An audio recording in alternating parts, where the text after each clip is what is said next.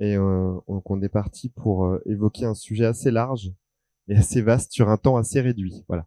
Donc on s'est lancé ce défi-là. Je vais vous expliquer rapidement qui on est.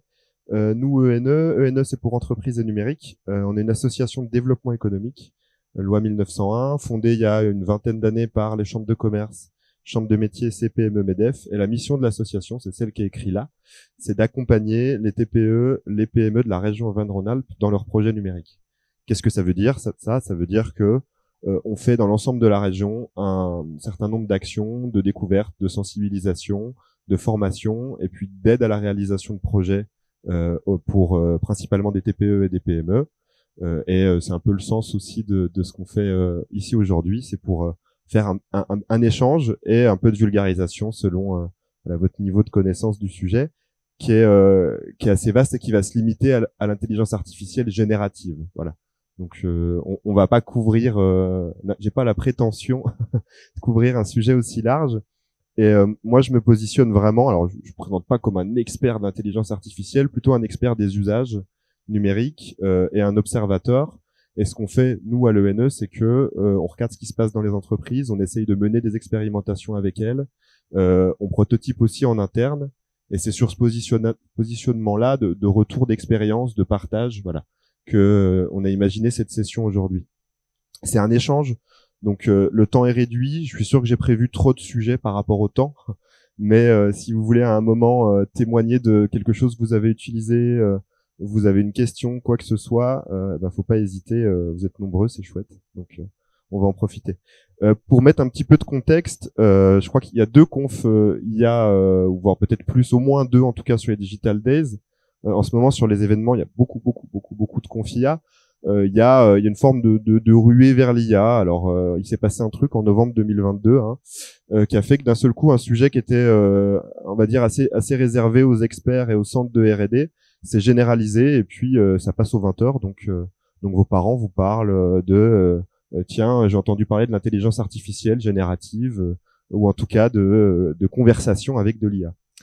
Moi, j'ai tendance à dire qu'il y a une ruée vers l'IA et comme dans la ruée vers l'or, il faut prendre un peu de recul.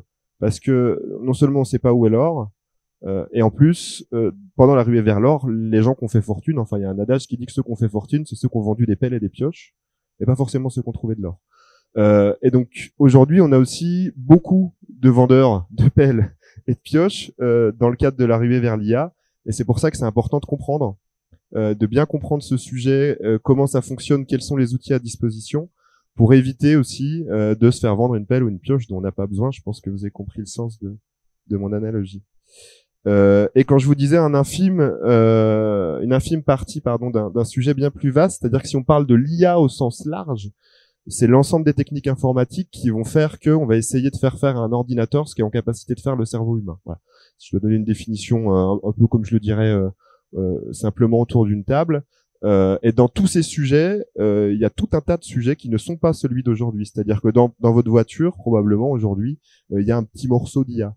Aujourd'hui, l'État sert de l'IA pour détecter les piscines non déclarées depuis de la géolocalisation, depuis les images satellites.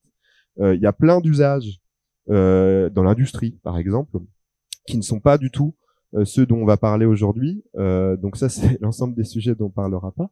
Et puis, il y a en bas un tout petit bout ici, qui est une sous-famille du machine learning. Vous avez peut-être entendu parler de réseau de neurones aussi, qui est cette famille dans le cadre duquel il y a une sous-famille qu'on appelle l'apprentissage profond, le deep learning, dans lequel il y a des usages de ces technologies qui nous ont amenés à créer ces intelligences artificielles génératives.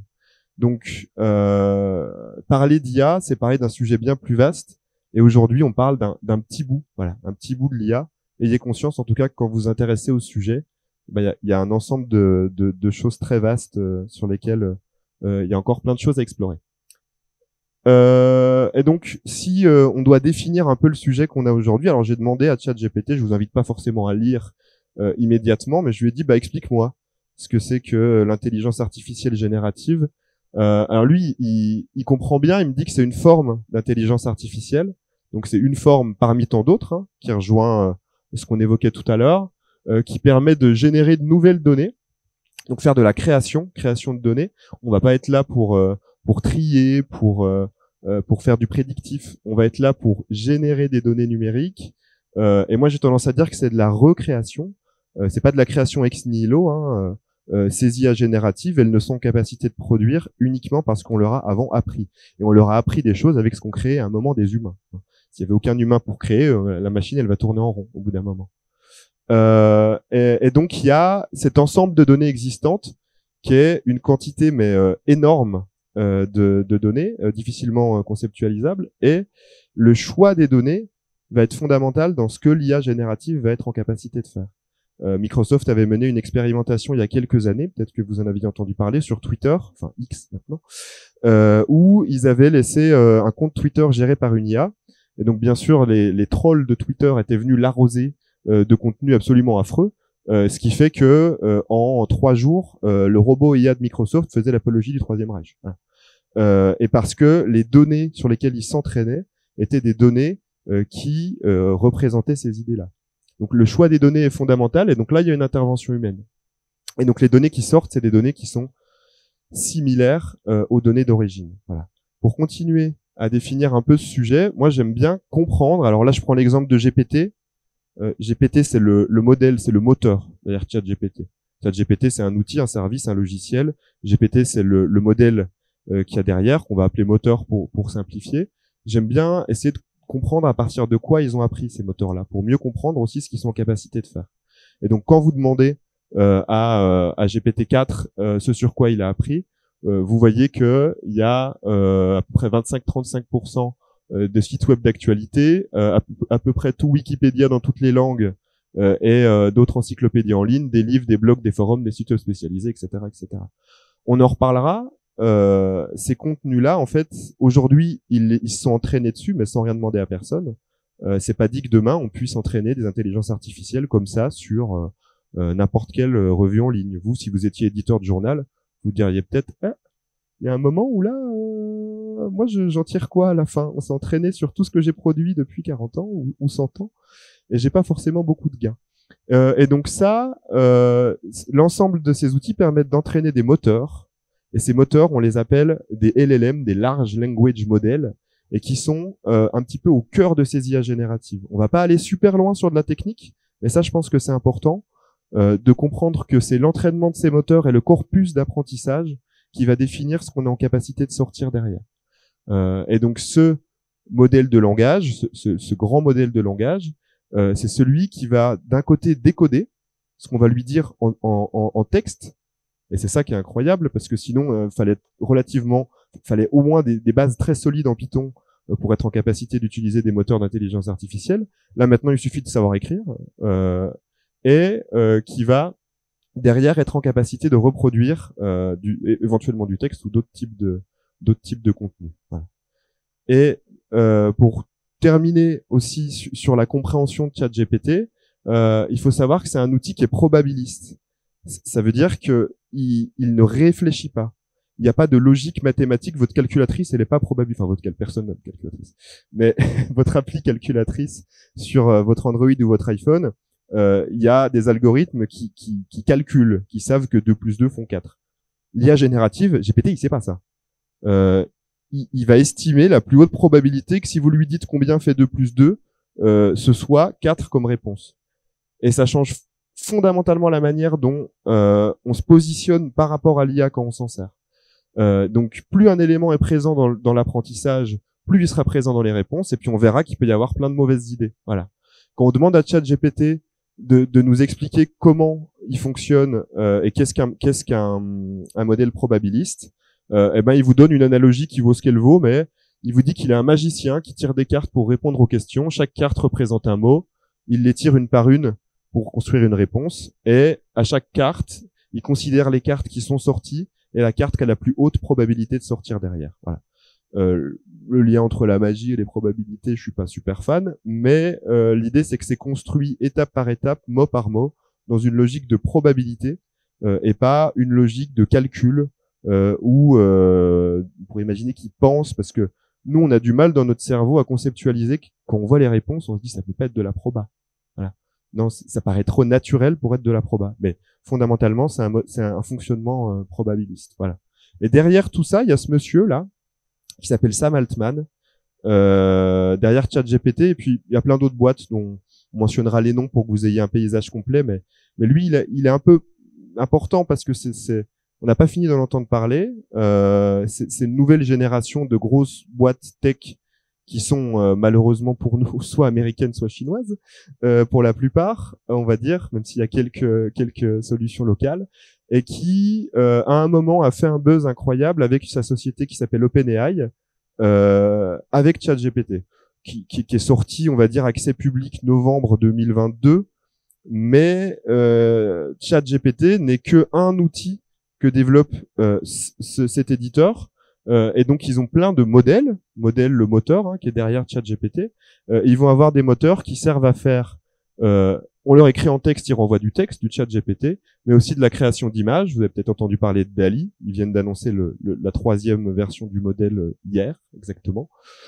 De Jukebox, de Whisper, qui marche vachement bien pour transposer un contenu enregistré en audio sur du texte, ou encore de Codex, qui est plutôt destiné aux développeurs, qui est utilisé pour faciliter l'écriture de code informatique. Voilà. Pour la légende, ce monsieur se balade toujours avec un sac bleu, là, Sam Altman, et il raconte que c'est un peu le bouton nucléaire. Dans son sac bleu, il a le programme qui lui permettrait d'arrêter ChatGPT si un jour il vrillait complètement. Voilà. Vous le verrez toujours avec un sac à dos. Je pense que ça participe à créer la légende, quoi. Et encore dans une position où on se dit, mais on essaie de comprendre cette ruée vers l'or, c'est important de prendre un peu de hauteur et de regarder ce que disent, pour le coup, les vrais experts en IA. Les vrais experts en IA, il y a par exemple ce monsieur on a des super experts en IA français. C'est dommage, il bosse pas en France. Et ce monsieur, c'est Yann Lequin, c'est le chief je ne sais quoi de l'IA, chief AI scientist chez Meta, donc Meta, Facebook, Insta, WhatsApp et plein d'autres, et qui explique que en termes vraiment de technologie et de technique, ChatGPT n'est pas particulièrement innovant. Avec le bond en avant qu'on a fait avec ChatGPT, c'est pas un bond technique. Qu'il n'y a rien de révolutionnaire, même si c'est la façon dont c'est perçu par le public. On s'étonne moins des capacités de l'IA sur de l'analyse médicale ou qu'aide des radiologues à détecter des maladies parce que c'est moins tangible pour nous. Et la maturité des technos n'était pas autant si éloignée que ça avant la sortie de ChatGPT.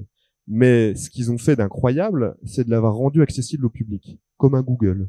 On se crée un compte, ça marchait, on était en capacité de le faire. Et le résultat de ça a été que ils ont eu 100 millions d'utilisateurs en 2 mois. Et ça, c'était encore du jamais vu. Alors, on avait dit TikTok a fait un truc qui a jamais été vu depuis des années. Et en fait, comme le montre ce petit graphique là, qui nous dit combien de mois exactement pour 100 millions de users. Alors, utilisateurs qui au moins se connectent une fois par mois. C'est ça, on va dire, la définition du graphe. Et donc, on avait déjà été bluffé par TikTok il y a quelques années, en 9 mois. Bon, bah là, ChatGPT, on a mis 2 mois. Donc, c'est ce qui explique qu'il y a des gens qui se posent un peu plus de questions sur l'IA. Et ils ont réussi leur coup. Et ce qui est génial, ce qu'a ChatGPT et que n'a jamais eu Google dans ses labos, c'est que tout ce qu'on leur dit, eh ben, ils l'utilisent. Et ils regardent, c'est les premiers à voir comment les humains, au sens large, utilisent vraiment l'IA. Et les humains, c'est pas juste vous, nous, mais c'est aussi des gens au Japon, des gens au Bangladesh, des gens en Amérique du Sud. Et ils peuvent adapter et entraîner le modèle au regard de la manière dont on l'utilise. Et ça, c'est un coup de génie. Le coup de génie, c'est pas la techno. Le coup de génie, c'est la manière dont ils l'ont rendu, c'est l'exécution, la manière dont ils l'ont rendu accessible au public.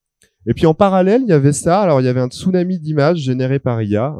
On en a vu pas mal. On reviendra sur la photo du pape.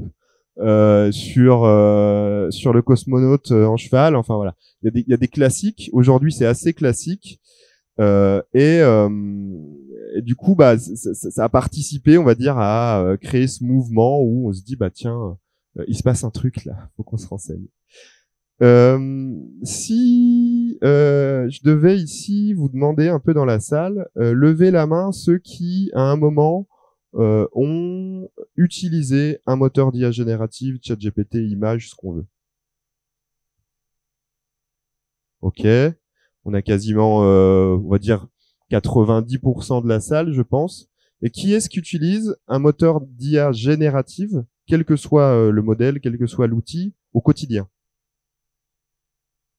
1, 2, 3, 4, 5, 6. Ouais. Voilà, on est peut-être sur, on a 6 personnes, on est peut-être sur un petit 10%, quoi. Peut-être à peine plus. Et ben, ça correspond à peu près aux chiffres quand on se questionne sur les usages et l'utilisation, parce que c'était ça l'intitulé de la conf, c'est qu'est-ce qu'on en fait dans une TPE, une PME. Et ben quand on se questionne, on regarde des enquêtes, celle-là elle date d'août, alors elle est sortie en août. Puis attention, c'est une enquête McKinsey. Alors je suis pas sûr que ce soit très représentatif des TPE et des PME. Néanmoins, c'est intéressant parce que ça nous dit qu'à peu près, là c'est un peu plus faible que ce qu'on avait dans la salle, 80% des personnes ont été exposées à l'IA générative d'une manière ou d'une autre, dans un cercle personnel ou professionnel. Et puis quand on se projette sur les utilisations quotidiennes, ou régulières en tout cas, on tombe à 22%. Voilà. Sur un public, je pense, interrogé, qui est un peu loin de nos réalités à nous. Et c'est ce gap entre finalement tout cet effet waouh qu'on a eu et qu'est-ce qu'on en fait vraiment qui moi m'intéresse, d'essayer de réfléchir à qu'est-ce qu'on va en faire vraiment et de quelle manière ça peut modifier la façon dont on travaille. On nous a aussi beaucoup parlé de pilote d'IA générative, de prompt engineer. Vous savez, le prompt, c'est cette commande, on peut le traduire en commande, hein, vraiment, qu'on écrit pour que l'IA nous réponde sur différents modèles. Et vous aviez, là pour le coup, des vendeurs de pioches hein, qui vous disaient que ils allaient vous vendre une super formation pour 250 € pour devenir prompt engineer. Quoi. Il faut prendre un peu de recul là aussi. Hein. Le prompt, c'est cette courte tâche qui décrit ce qu'on va demander à l'IA. On en parlera un petit peu après sur sa formulation. On est sur quelque chose d'extrêmement mouvant. Aujourd'hui, on parle à ChatGPT sur un format texte. On peut lui parler depuis hier. J'ai installé l'appli, j'ai testé hier soir en vocal. Alors là, vous avez vu le film R avec Scarlett Johansson où il tombe amoureux d'une IA, qui est un chouette film. On est complètement là-dedans. Hein. Si vous avez un abonnement ChatGPT+, installez-le. Vous allez voir, c'est assez dérangeant même quand on parle à ChatGPT et qui nous répond en parlant.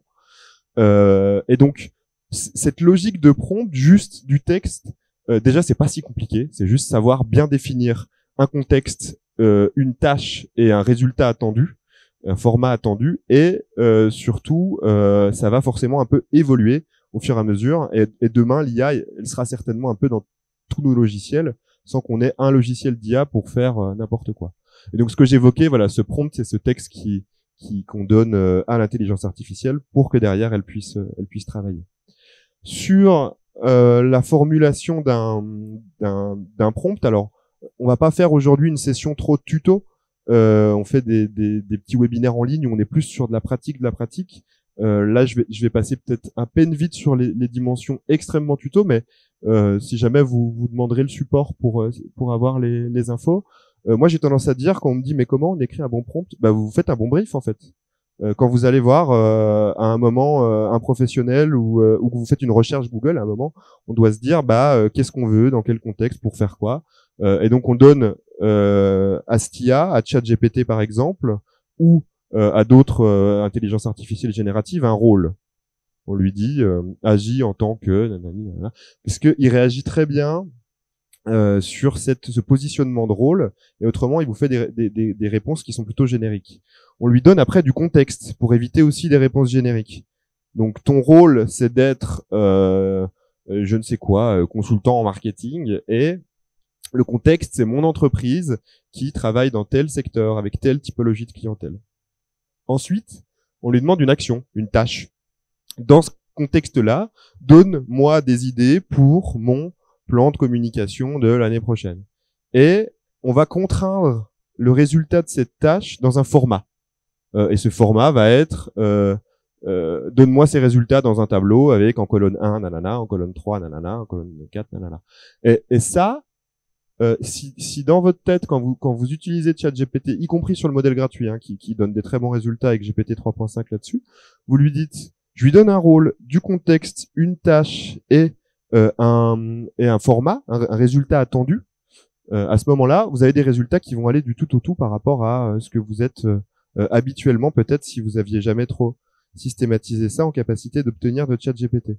Et si, je vais montrer quand même 2-3 exemples. Si je lui demande, par exemple, alors je vais zoomer, on va pas tout lire en détail, hein, mais Si je lui dis donne-moi des idées d'articles pour mon site internet de vente de cours de surf, il va me faire une liste d'idées d'articles comme ça pour mon site internet de vente de cours de surf. Ok. Bon.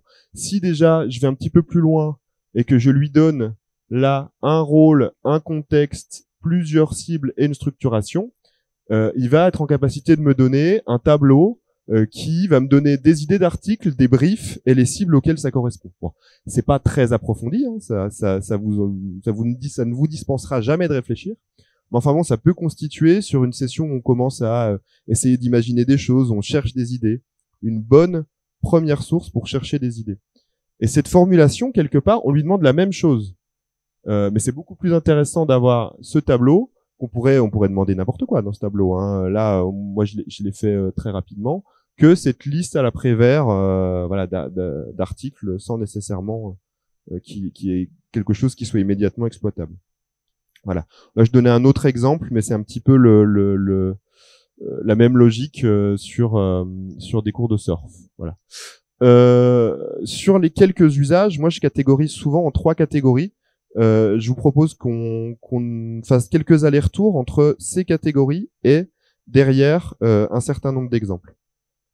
Alors, sur par exemple des moments de brainstorming où vous vous dites peur de la pêche blanche, où on commence une réunion, où on aborde un sujet qu'on maîtrise pas forcément, où on doit à un moment faire émerger des idées. Là, on va pouvoir utiliser ChatGPT pour accompagner la réflexion sur des contenus, pour enrichir des idées lors de la réalisation, par exemple, d'un support marketing, d'un support commercial, d'un support de communication, puisqu'on va lui donner un sujet, lui demander de nous donner des idées liées à ce sujet ou confronter nos idées. J'y reviendrai juste après sur la démo avec ces petits exemples là que j'ai mis en pratique. Et puis très lié, donc on passe de l'idée à accompagner la mise en texte, par exemple, pour ChatGPT de cette idée. On peut produire des contenus directement, mais vous aurez jamais de résultat qui équivaut à résultat satisfaisant en produisant vos contenus directement avec ChatGPT. Si vous faites du code informatique qui correspondra pas à vos bonnes pratiques, et je passe les problèmes de sécurité. Et puis si vous faites du texte, vous allez tomber sur quelque chose de très générique qui va, vous allez jouer au chat à la souris avec les moteurs de recherche qui cherchent à détecter ce qui est généré de façon générique par des IA. Et donc à ce moment-là, on peut par contre, on va voir lui demander par rapport à un sujet d'article qu'on a évoqué, un plan détaillé, ce que je demanderai tout à l'heure. Donc on va pas lui demander de générer l'article, mais on va lui demander de donner des idées qui vont être introduites dans cet article. Ou, moi ça je le fais, d'améliorer des contenus existants. On a un blog qui s'appelle 12h15 sur lequel on s'oblige à publier des contenus pour continuer à expérimenter un petit peu. Et de temps en temps on revoit des articles. Mais maintenant je pris le réflexe, je prends mon article puis je lui demande de me donner une liste à la fois de choses qu'il estime qu'il peut contredire ou j'ai un prompt modèle ou d'idées manquantes et il me fait un petit tableau comme ça avec un certain nombre d'infos qui me permettent à un moment d'avoir moi une meilleure relecture de mon article et derrière de le travailler. On a ensuite, donc ça pour moi c'est des usages assez liés, brainstorming, aide à la rédaction, aide à la conception. On a ensuite après des choses qui sont plus sur la compréhension ou l'analyse. Et là, on a un outil qui est aussi intéressant qui peut permettre d'expliquer un concept de façon simple. Si vous voulez comprendre la différence entre la fusion et la fission nucléaire, par exemple, qui est un truc où si normalement on travaille pas dans le secteur, on a un petit peu de mal à comprendre exactement ce qu'il en est, et ben on va pouvoir lui demander ça, mais avec un contexte. Ce qu'on appelait sur Internet, il y avait Explain me like I'm 5 sur des réseaux comme Reddit, explique-moi comme si j'avais 5 ans.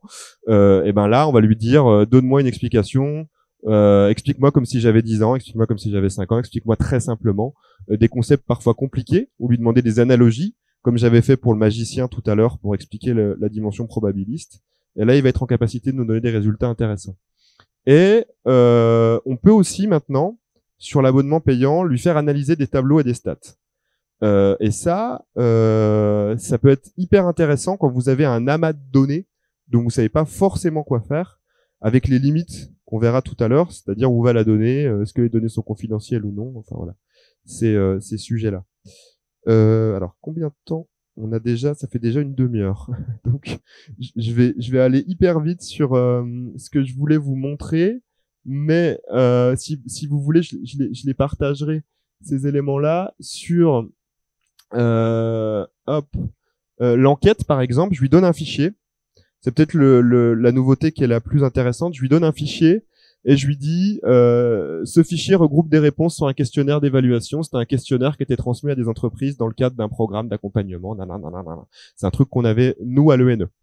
Il me fait tout un tas de tâches. Alors il essaie de comprendre ce qu'il y avait dans le fichier.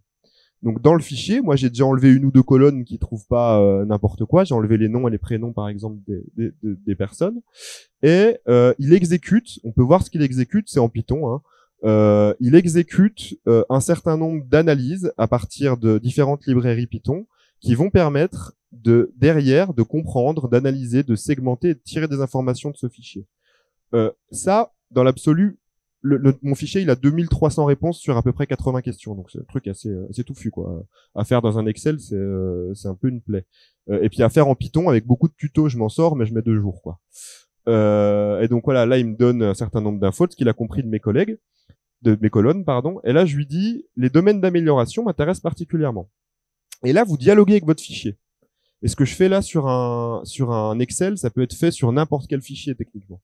Ce qui est intéressant, c'est que vous avez un fichier qui est difficile à analyser. Donc là, il va me dire, bah bien sûr, concentrons-nous sur les domaines d'amélioration.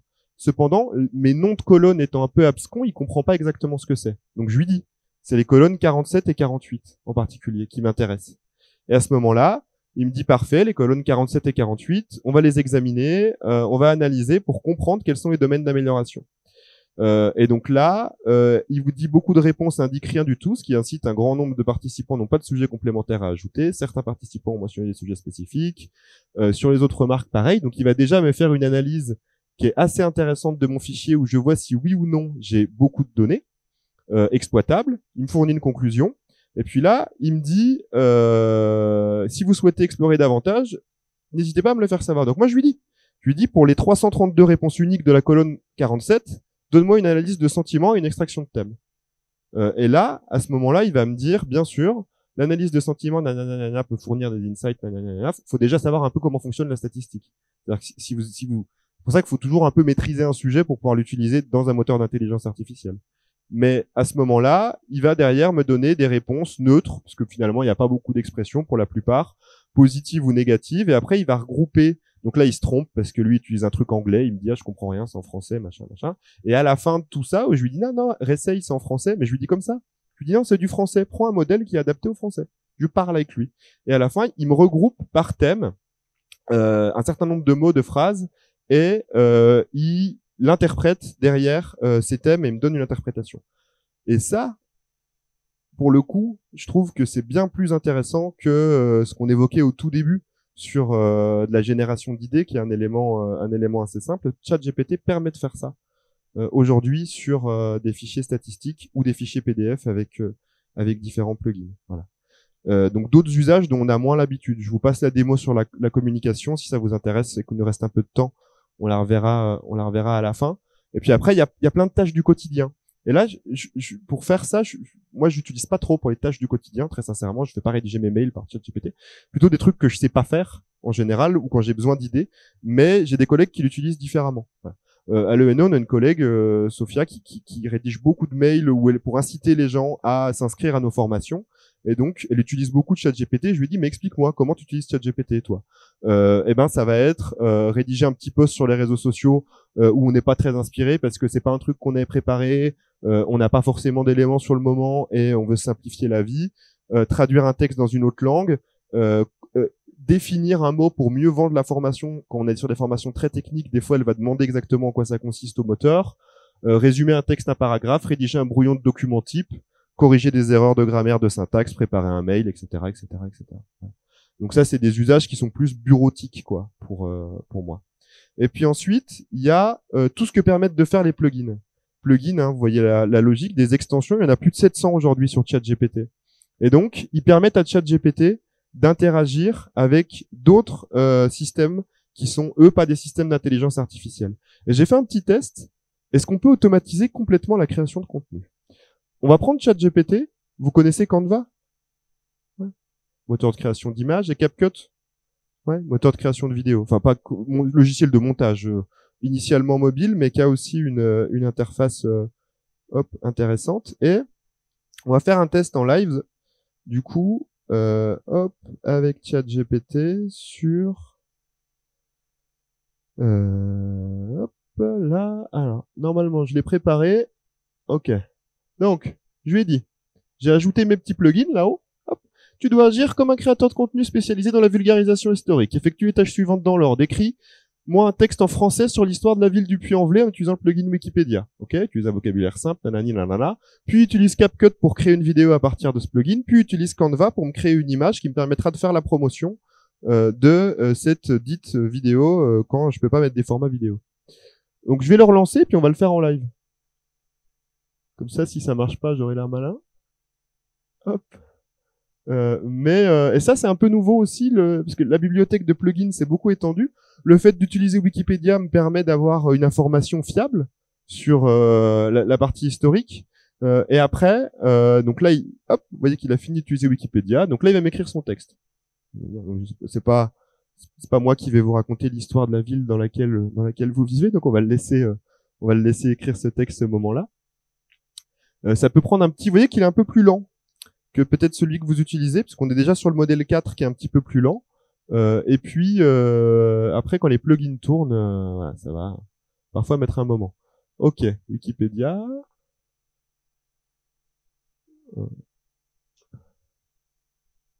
Il va créer une vidéo à partir de ce contenu. Là, il me demande un titre. Ah, voilà, donc là, c'est super. Alors, je vais lui donner, il me l'a pas demandé.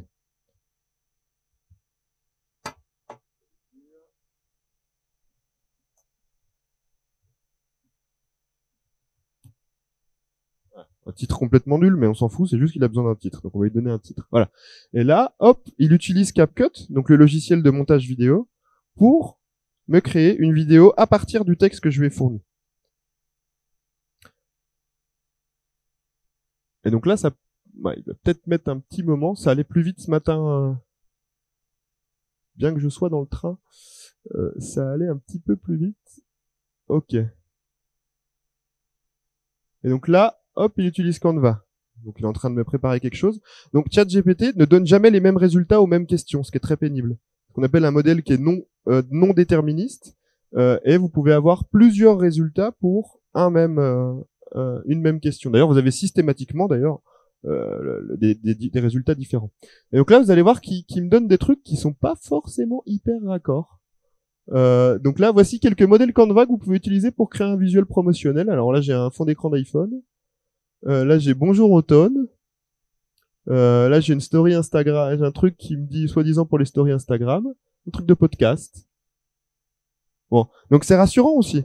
Vous voyez, moi je trouve que c'est intéressant de montrer aussi des trucs qui marchent pas ou qui marchent mal parce que techniquement ça fonctionne. Simplement. Alors là, il me dit vous pouvez cliquer pour accéder au modèle, etc. Pour la vidéo, vous pouvez la visualiser, la télécharger avec ce lien suivant. Et là, on va y aller. Hop. On va copier le lien et on va l'ouvrir avec Chrome parce que ça marche pas avec Firefox. Donc moi, il m'a donné des modèles tout pourris dans Canva. Je suis content. Et là, on va aller voir ce que ça donne sur la partie vidéo. Donc là, il va me charger l'interface de CapCut en ligne. Et on va voir ce que ça donne.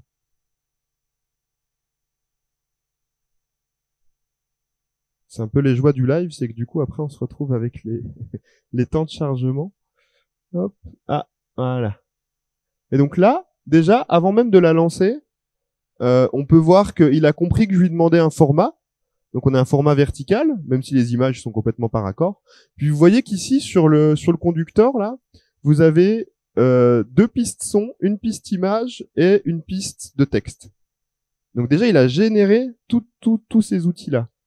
Et donc on va lancer la vidéo. La Puy en Velay, situ dans l'argent Albert-Nurnaus. A state unevel history du Massif Central. Connu pour sa production de dental, la lentil vert du Puy, et la vervine du Velay. El estate galament un point de DPR important pour les Clarence. C'est Rendon Saint-Jacques de Compostelle via. Donc là, ce qui est drôle, c'est qu'il lit en anglais avec un moteur de lecture anglais du texte en français, donc ça rend le truc un peu ridicule. C'est à la fois impressionnant et un peu rassurant parce que dans le format, c'est complètement nul. La musique, c'est l'équivalent du ukulélé qu'on a entendu 60 000 fois. Le texte est très convenu. mais ça a réussi à quand même faire travailler de l'image, du texte, du son, de la vidéo, l'assembler sur un truc qui a du sens, qui est pas complètement dingue.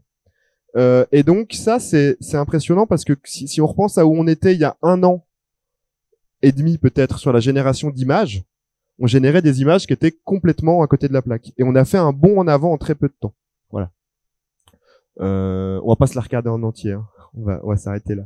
C'était juste pour faire cette petite démo. Et là, donc hier, parce que le problème de l'IA, c'est que ce sujet-là, des interventions, je pense qu'à chaque fois que j'en fais, toutes les 2 semaines, il faut que je modifie mes docs. Il y a 2 jours est sorti ça. Donc ça, c'est l'appli mobile de ChatGPT. Ça nécessite un abonnement pour faire ça. Donc aujourd'hui, on peut lui parler. Vous voyez qu'il y a un casque en haut. Et on peut envoyer des photos. Pas encore ça. Moi, une photo, j'ai pas pu. Il lui envoie une photo de son vélo et il lui dit je veux descendre la selle. Normalement, capacité de savoir comment, mais admettons.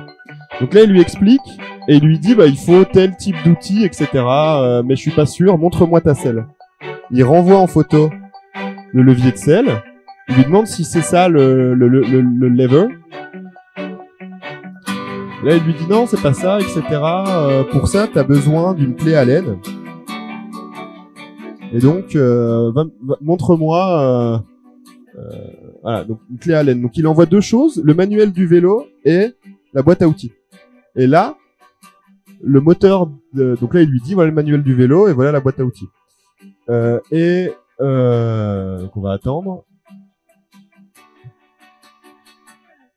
Ok. Donc là, il lui dit qu'il a le bon outil dans la boîte, que c'est à gauche sur la sélection et que c'est un set labellé DeWalt. Et donc là, même si j'en avais marre des trucs de voir des choses qui te disent c'est incroyable, l'IA générative, etc. Là, ça m'a de nouveau un peu bluffé par le côté multimédia, le fait d'avoir de l'image, du texte, de passer très rapidement de l'image au texte de façon fluide. Et à la base, ça n'a pas été pensé pour ça, ces IA. Ça n'a pas été pensé pour analyser une boîte à outils. Enfin, c'est pas de l'analyse d'image. Et malgré tout, c'est un modèle qui arrive quand même à travailler sur ces sujets-là. Voilà pour ChatGPT. En tout cas, ça vous donne une petite idée de tous ces usages sur la partie texte. Alors, j'avais prévu un truc sur les images. Je pense que ça va être super chaud en termes de timing. Je vais juste, pour vous donner une petite vue globale, vous expliquer comment moi je catégorise les choses. Il y a pour moi des moteurs qui sont généralistes sur de la génération d'images. C'est valable aussi pour la vidéo, mais c'est beaucoup moins mature. Et là, on va retrouver des choses. Vous avez déjà entendu parler de Midjourney, peut-être. Voilà, Stable Diffusion. Donc ces moteurs-là, ouais. Il y a une petite question. Ok, on fera des petites questions après s'il y a besoin. Et donc on va retrouver, on va dire, 2 grands moteurs que sont Stable Diffusion, Midjourney, Adobe qui a sorti Firefly intégré à la suite, enfin 3 grands moteurs, même il y a DALL-E de OpenAI, et après d'autres solutions possibles. Et ces moteurs-là, ils sont, vous pouvez ou non les utiliser. D'ailleurs, Stable Diffusion est open source. Hein. Moi, je l'ai installé sur mon PC chez moi. Alors, il faut une grosse carte graphique. Il faut à peu près 8 à 10 gigas de mémoire vidéo, mais par contre, ça tourne. Ces moteurs-là, ils sont généralistes à la base. Donc, vous allez devoir travailler votre prompt pour obtenir des résultats. Vous n'aurez pas le bon style, vous allez le réécrire, ça a toujours pas marché. Vous allez le réécrire une 2e fois. Puis à la fin, vous allez arriver à faire quelque chose. Moi, ce qui m'intéresse plus, parce que ça, c'est ludique, mais à part pour les gens qui travaillent dans l'image, ça va pas changer forcément votre vie, quoi. Ce qui m'intéresse plus, c'est les spécialistes. C'est donc des logiciels qui vont utiliser les mêmes moteurs qu'il y a là-haut, hein, donc le modèle, le moteur, mais par contre qui vont l'entraîner, réentraîner, on va dire, les couches hautes, comme ils disent, des neurones, sur des usages spécifiques. Et là, ça devient hyper intéressant. On va avoir des moteurs, des outils qui nous permettent de créer des visuels, d'adapter vous prenez le visuel de votre produit, vous avez un parfum par exemple, et ça va vous le mettre, vous allez pouvoir travailler des visuels produits, mais avec des effets de lumière, avec des choses qui sont assez avancées, sur de l'édition d'images, sur de la création de photoportraits, sur des présentations au sens présentation commerciale, et ça va être appliqué, donc beaucoup plus performant, on va dire, qu'un moteur généraliste pour faire une tâche donnée. Parce que souvent, l'utilisateur, ce que je vois, c'est qu'il se retrouve face à une IA où il a du mal à communiquer. On a fait un concours d'IA générative, c'était assez fun il y a une petite semaine. Donc il y avait un participant dans la salle d'ailleurs que je dénoncerai pas.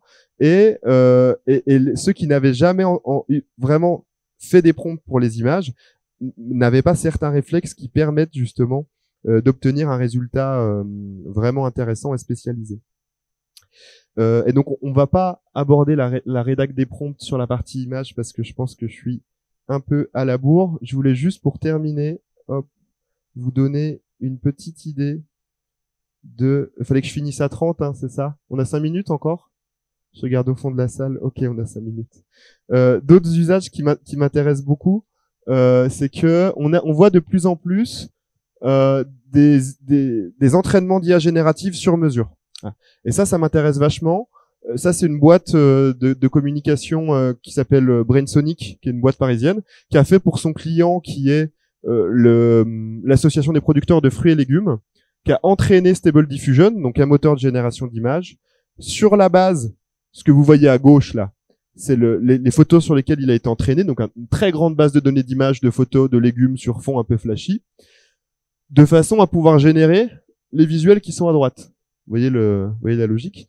Et donc là, le travail qui est intéressant, qui est délivré par cette agence, c'est plus uniquement de faire des contenus, mais quelque part de mettre à disposition à son client un moteur de génération de contenu qui est adapté dans le cadre de la stratégie de communication que eux ont pensé. Donc on personnalise les IA.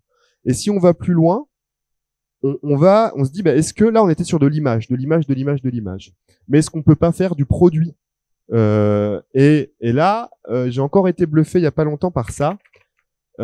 C'est un outil qui s'appelle Fabricator d'une boîte qui s'appelle Vmode et ça permet de travailler le textile. Ce qui est impressionnant là-dedans, c'est que de ça, on va prendre en compte des contraintes physiques que peuvent être la matière, que peuvent être des tissus, enfin des propriétés physiques de tissus. Là, ça le montre comme ça pour qu'il y ait des formes, mais en fait, vous pouvez afficher une chemise, ce que vous voulez. Et derrière, vous sortez de ça un modèle, ce qu'on appelle un jumeau numérique, un modèle numérique de votre tissu qui est prêt à envoyer en l'occurrence, eux, ils ont référencé deux usines qui sont en capacité de produire derrière ça, qui est prêt à envoyer à quelqu'un pour faire de la fabrication.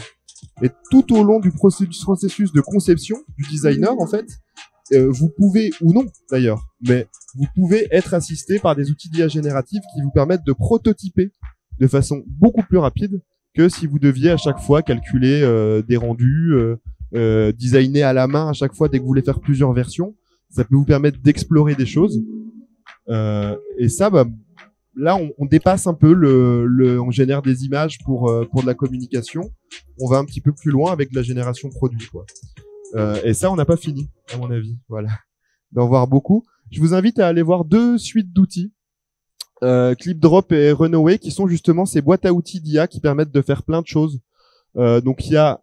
Oh, qu'est-ce que j'ai fait? Oh, ok. Il y a de la vidéo. Donc là, c'est Runaway, par exemple. On peut faire de la capture 3D, générer de la texture 3D, enlever le silence d'audio, générer des sous-titres avec les codes qu'il faut pour que les sous-titres ils apparaissent au bon moment, faire de l'image to image, de l'image to texte. Et en fait, ce qui se passe, c'est que comme la suite Adobe, vous connaissez la suite Adobe, on peut faire plein de choses avec la suite Adobe. Eh ben, Adobe est en train d'intégrer de l'IA, oui, mais il y a aussi des suites qui sont des suites multi-outils et pour un modeste 19 ou 29 $ par mois, vous avez un ensemble de services, un ensemble de modèles qui sont à votre dispo pour des tâches assez simples. Et eux vous permettent notamment, ce qui est hyper intéressant, je suis en train de tester, d'entraîner votre propre IA. Ce que je vous montrais tout à l'heure, entraîner l'IA pour des clients. Quand Brainsonic l'a fait il y a 6 mois, il n'y avait pas ce type de service. Là, il y a déjà ce type de service qui vous permettent vous-même de l'entraîner. Et puis, il y a dernière chose qui sont les parties voix. Voilà, mais on va passer rapidement là-dessus. Je vous avais juste préparé une petite vidéo pour vous montrer, mais je pense que vous connaissez. Vous allez voir que je suis très à l'aise devant ma caméra dans mon bureau. Et aujourd'hui, je suis ravi d'être avec vous pour parler d'intelligence artificielle. C'est un sujet, on va dire. Alors, faut que je m'enregistre 30 secondes, hein, donc je suis obligé de parler. Et je pense qu'on devrait étendre ce sujet au-delà du Puy-en-Velay, au-delà du Digital Days où nous sommes aujourd'hui, et l'aborder dans d'autres langues. On pourrait par exemple imaginer des conférences au Digital Days traduites en allemand, en japonais ou encore en hindou. Allez, on fait le pari d'essayer? Hallo Team der Digital Days heute. Ich freue mich, mit Ihnen über künstliche Intelligenz zu sprechen. Das ist ein Thema, sagen wir, das momentan ziemlich heiß Mon niveau diskutiert d'allemand est wird. pas terrible, donc j'ai Ich du mal denke, à wir vous assurer sollten si dieses c'est... Thema über Mais das je crois que c'est Pionnier pas mal, hein. hinaus erweitern, über die Digital Days hinaus in anderen Sprachen ansprechen. Zum Beispiel könnten die Digital Days Konferenzen ins Deutsche, Japanische oder Hindi übersetzt Voilà. werden. Et Los après, wollen pour wir ceux wetten. qui... Pour les plus otaku d'entre vous, デジタルディズのチームです。 ça marche 人 aussi 工 en 知能 japonais. について Bon. 話すために一緒にいて嬉しいです。この話題は現在非常に注目されて Donc là, ce qui est impressionnant, c'est non seulement le fait que ça reprenne, c'est enregistré à l'arrache avec un micro de webcam en plus. Donc ça reprend ma voix, quand même un timbre, ça l'adapte dans d'autres langues, ça fait de la synchro labiale, donc ça reprend le mouvement de lèvres adapté à la langue. Et ça m'a coûté un crédit, je crois, par vidéo d'un abonnement qui doit coûter une dizaine d'euros par mois. Enfin, ça coûte absolument rien, quoi. Voilà. Et puis ça sera tout sur la partie démo et je pense que comme d'hab, j'avais prévu plein d'autres contenus qu'on s'arrête là.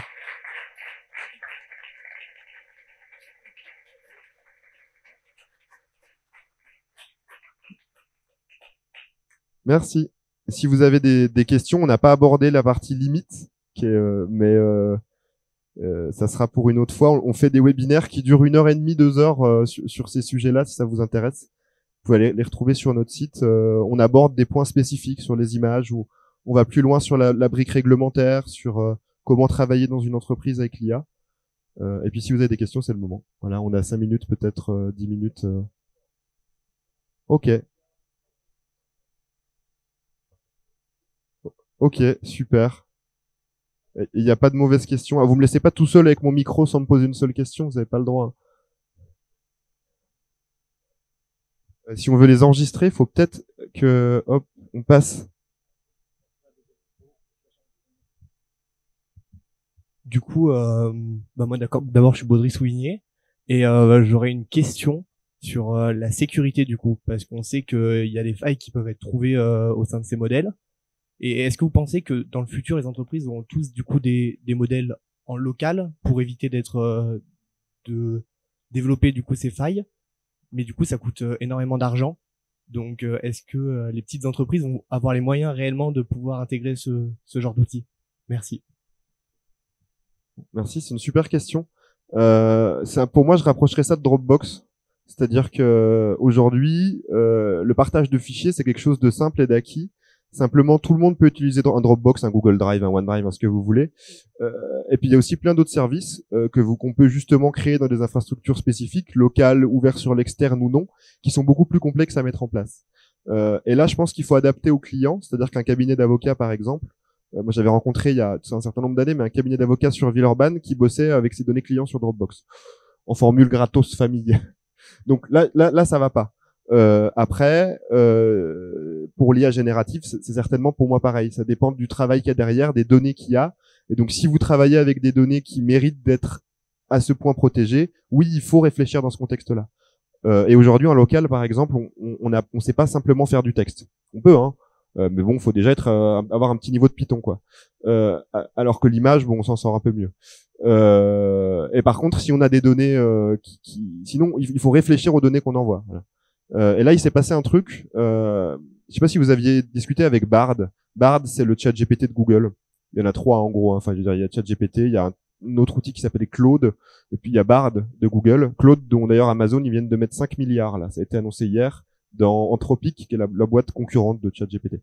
Je me perds un peu. Bard, c'est des conversations qu'il y avait dans l'interface avec Google. Et là, les conversations qui étaient activées comme potentiellement partagées se sont retrouvées indexées dans le moteur de recherche. C'est-à-dire que là, tout de suite, vous pouvez trouver à peu près une dizaine de milliers de discussions comme si vous parlez avec ChatGPT dans Google. Alors, des gens qui avaient choisi à un moment de le partager, mais ils n'avaient pas choisi de le partager avec l'intégralité du web. Donc ouais, ça pose en tout cas beaucoup de questions. On ne sait pas encore, je pense, toutes les réponses. Il y a d'autres questions? D'autres questions? Alors, nous venons en tant que professeurs on est largué là, forcément. Et enfin, la question c'est est-ce qu'il y a maintenant déjà des écoles pour apprendre à se servir de ça? Ou est-ce que c'est très empirique et...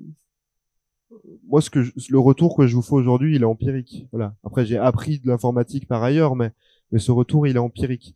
Aujourd'hui, on n'a pas pour moi, c'est pas on n'est pas en besoin aujourd'hui d'école pour apprendre à utiliser ça. On est en besoin, je pense, de sensibilisation plus. Là, je parle plutôt grand public. Je pense à vous, côté école aussi, avec potentiellement des jeunes, de comprendre ce que j'ai pas eu trop le temps d'aborder, mais qu'il y a des biais, qu'il y a des risques, qu'il y a des informations qui sont pas toujours vraies. Et ça, pour moi, c'est plus de la médiation numérique qui a un vrai besoin.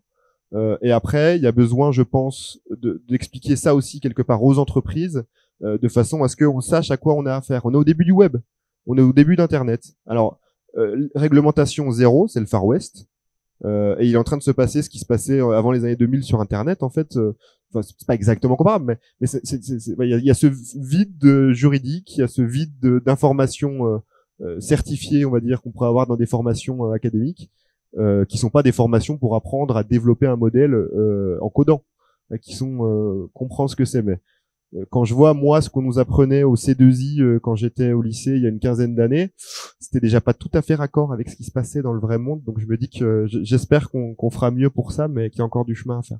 Et moi j'ai rien à vous donner. Il y a un service de l'État qui est très bien qui s'appelle PIX, PIX, et sur lequel si un jour il y a une information qui est bien qualifiée, je pense qu'elle finira là-bas.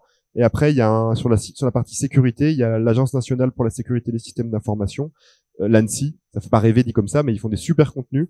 Et ils ont un MOOC cybersécurité aussi qui est très bien, sur lequel j'espère qu'ils intégreront des choses sur ce sujet-là. Mais ça prend du temps. Donc les jeunes qui bossent avec vous, enfin, ou qui sont dans les boîtes actuellement, ils se sont formés sur le tas, quoi.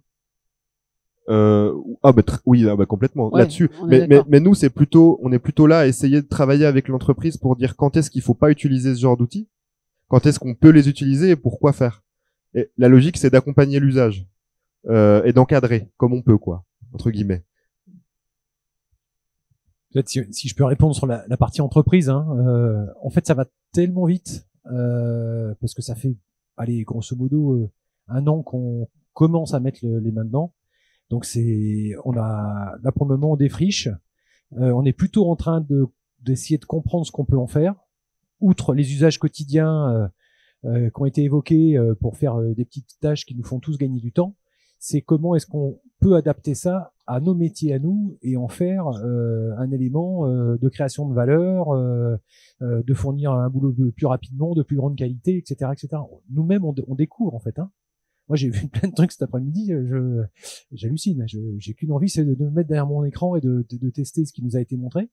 En fait, on est vraiment, on découvre tout ça, hein. Et vous êtes une entreprise déjà très mature. Et normalement, on est censé être plus sensibilisé que les autres là-dessus. Voilà. Vous l'êtes, ne serait-ce que pour parler du code, hein, produire du code, là, il commence à y avoir maintenant des outils qui deviennent véritablement efficaces pour produire du code avec les bonnes pratiques, tout ce qu'il faut, la doc, etc., etc. Moi, je vois que j'ai 2-3 personnes avec qui je travaille qui sont là. J'espère que vous avez envie de tester 2-3 des outils qui nous ont été montrés, là. D'autres questions? Après, ça peut être très très basique, très grand public, très vie du quotidien. N'hésitez pas, hein. Comme ça a été dit, il n'y a pas de mauvaises questions. Ouais. Je me rapproche. Bonjour. Quels sont les métiers du digital qui pourraient être menacés par l'émergence de l'IA? Ok, c'est pas facile. Non, c'est une super question parce que ça fait beaucoup réfléchir et beaucoup écrire des gens qui sont beaucoup plus qualifiés que moi pour répondre à ce type de questions. Néanmoins, et puis je pense que je te laisserai compléter. Pour mettre dans le contexte, ce qui fait beaucoup réfléchir, c'est que on est en train de parler de métiers. Je vais employer un vocabulaire qui est simple, mais qui est col bleu de col blanc. Bah là, c'est un peu l'ubérisation des cols blancs, c'est-à-dire des métiers souvent qui étaient des gens formés à bac+2, bac+3, bac+5, qui à un moment se sentent dans leur métier menacés, ou en tout cas mis en danger par l'apparition de ces outils-là. Et ça amène un certain nombre de questions sur comment on peut non pas détruire des emplois. Enfin, le but d'une entreprise aujourd'hui, c'est pas alors il y a eu des scandales, mais ça va jamais être de mettre des gens dehors parce qu'on peut les remplacer par de l'IA, mais de rendre le travail des équipes en interne plus agréable, plus qualitatif et plus efficace ou efficient avec ces outils-là. Donc, je pense que dans le digital, il n'y a pas de métier fondamentalement en danger. Par contre, on se met en danger si on n'apprend pas à travailler avec l'IA. En fait, c'est l'éternelle question de l'innovation et du progrès technique. L'idée, c'est de faire à la machine, à l'ordinateur, des tâches qui sont des tâches pénibles, répétitives, pas forcément les plus intéressantes, d'accord, celles qu'on peut automatiser. Hein, quand on a inventé l'imprimerie, hein, quand on a su fabriquer des livres, ben, ça a évité de les écrire à la main. Et écrire des livres à la main, c'était long, compliqué, et ça faisait qu'il y avait peu de livres et peu de savoir diffusé. Là, le fait de pouvoir s'appuyer sur des outils d'intelligence artificielle, ça veut dire qu'il y a des tâches très répétitives, par exemple, que les développeurs n'auront plus à faire. D'accord, que les équipes de développement n'auront plus à faire. Je prends un exemple tout bête. Hein.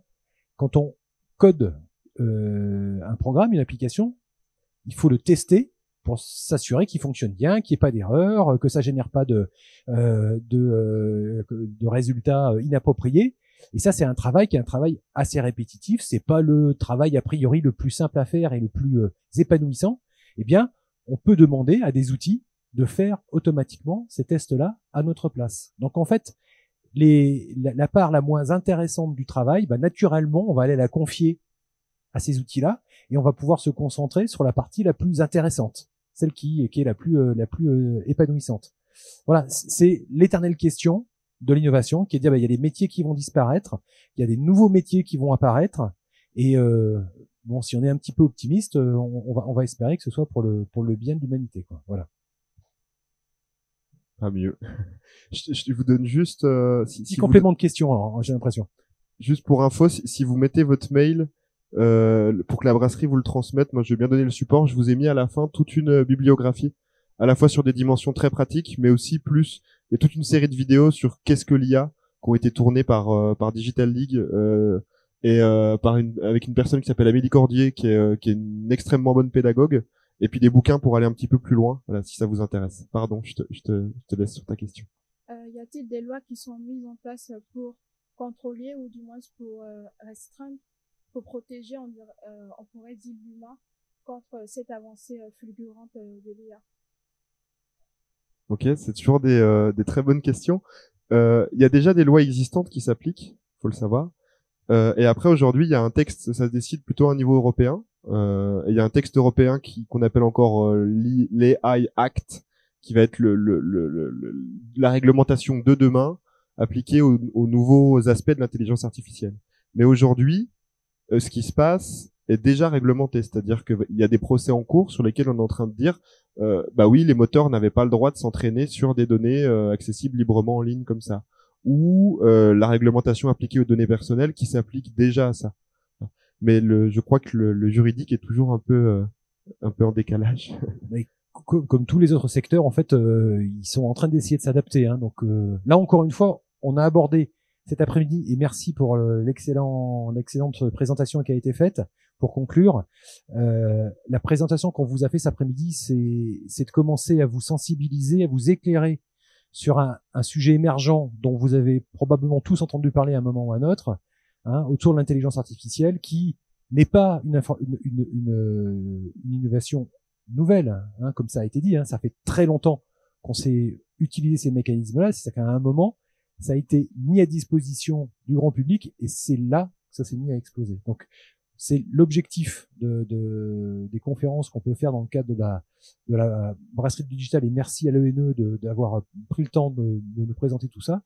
C'est de commencer à vous sensibiliser, de vous donner quelques clés, d'accord, à partir desquelles vous allez pouvoir vous faire votre propre expérience, peut-être vous dire, peut-être que est né cet après-midi des futures vocations dans le domaine de l'intelligence artificielle, je n'en sais rien, mais en tout cas c'est de vous sensibiliser. On est sur un sujet nouveau, voilà, on vous donne quelques clés à la hauteur de ce qui peut être fait aujourd'hui, et après le reste c'est à vous de vous en emparer. Donc merci beaucoup, super présentation, bonne qualité, accessible, tout, c'était tout ce dont on avait besoin. Merci encore.